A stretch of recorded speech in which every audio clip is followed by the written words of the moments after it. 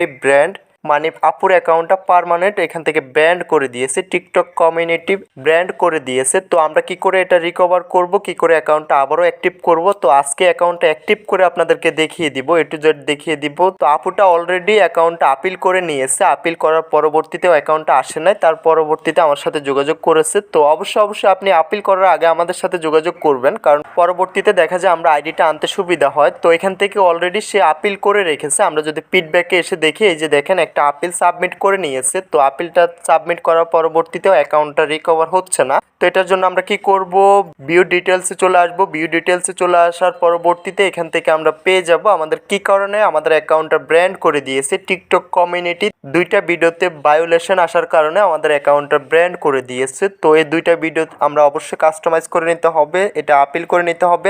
যখনই আমাদের অ্যাকাউন্টটা ব্র্যান্ড করে দিবে, আমরা সর্বপ্রথম দেখতে হবে আমাদের কয়টা ভিডিওতে ওয়ার্নিং এসেছে।